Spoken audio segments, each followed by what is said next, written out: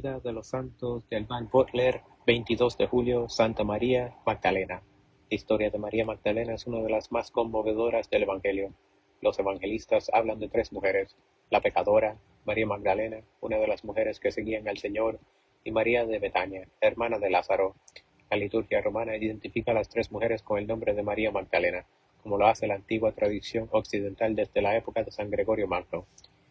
El nombre de María Magdalena se deriva de Magdala, una población situada sobre la orilla occidental del mar de Galilea, cerca de Tiberíades, en la que el Señor encontró por primera vez a aquella mujer. San Lucas hace notar que era una pecadora, aunque no afirma que haya sido una prostituta como se supone comúnmente. Cristo cenaba en la casa de un fariseo donde la pecadora se presentó y al momento se arrojó al suelo frente al Señor. Se echó a llorar y le enjugó los pies con sus cabellos. Después le ungió con el perfume que llevaba en un vaso de alabastro. El fariseo interpretó el silencio y la quietud de Cristo como una especie de aprobación del pecado y murmuró en su corazón. Jesús le recriminó por sus pensamientos. Primero le preguntó en forma de parábola cuál de los dos deudores debe mayor agradecimiento a su acreedor: aquel a quien se perdona una deuda mayor o al que se perdona una suma menor.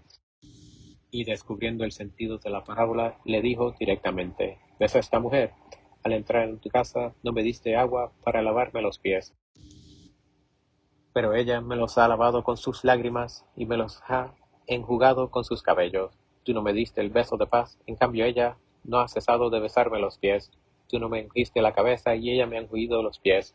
Por ello te digo que se le han perdonado muchos pecados, pues ha amado mucho. En cambio aquel a quien se perdona menos, ama menos. Y volviéndose a la mujer le dijo: perdonados te son tus pecados, tu fe te ha salvado, vete en paz.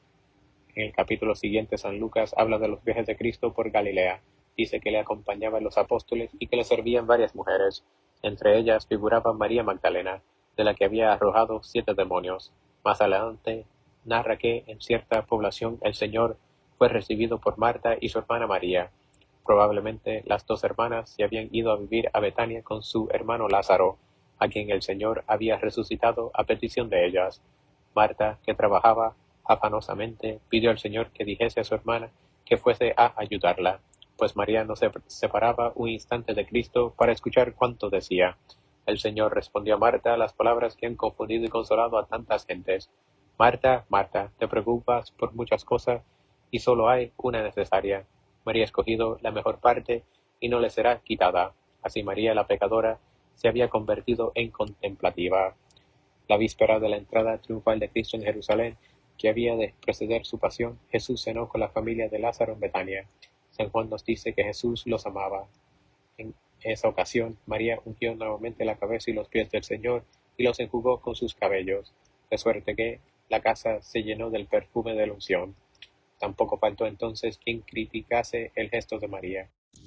Judá se escandalizó de él, no por generosidad con los pobres, sino por avaricia, y aun los otros discípulos interpretaron la conducta de María como un exceso.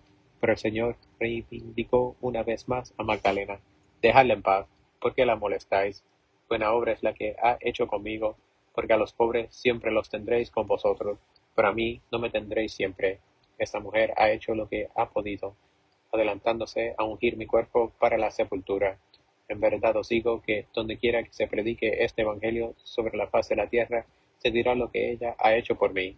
San Juan Crisóstomo comenta: y así ha sucedido en verdad. Por donde quiera que vayáis, oiréis alabar a esta mujer. Los habitantes de Persia, de la India, de Europa, celebran lo que ella hizo con Cristo. Pero también se recuerda a María Magdalena por otros episodios. En la hora más oscura de la vida de Cristo, María Magdalena contemplaba la cruz a cierta distancia. Acompañada por la otra María, descubrió que alguien había apartado la pesada piedra del sepulcro del Señor. Lo más grande que podemos decir sobre María Magdalena es que fue la primera persona que vio, saludó y reconoció a Cristo resucitado, cuando fue al sepulcro cargada de aromas y llorando amargamente. María Magdalena, la contemplativa, fue la primer testigo de la resurrección del Señor, sin la cual vana es nuestra esperanza. El Hijo de Dios quiso manifestar la gloria esplendorosa de su resurrección a aquella mujer manchada por el pecado y santificada por la penitencia. Jesús la llamó María, y ella, al volverse, exclamó: Maestro.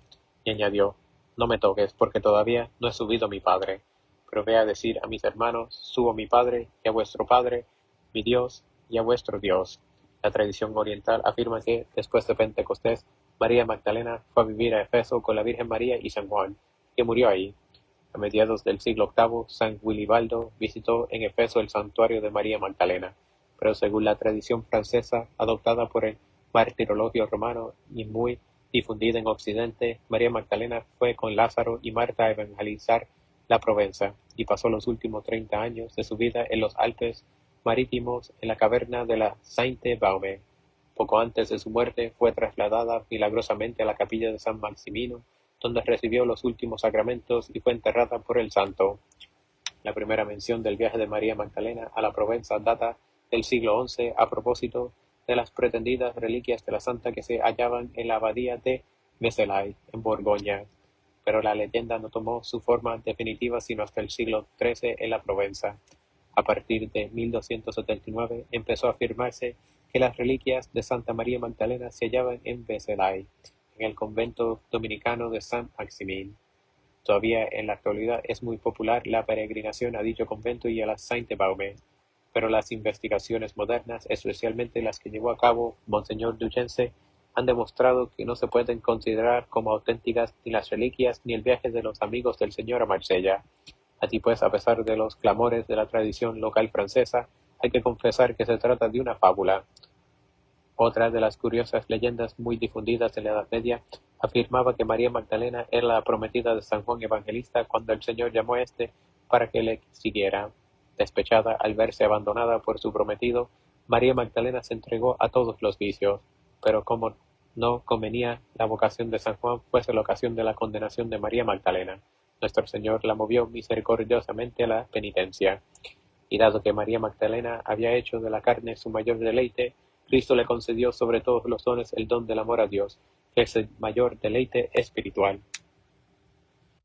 Nota: la identificación de las tres mujeres es cosa común en Occidente.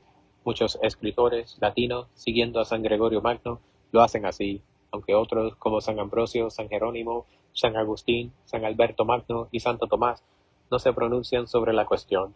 En cambio, la mayoría de los padres griegos distinguen tres o por lo menos dos personajes diferentes, y eso es la tradición que priva en el Oriente, aun entre los católicos.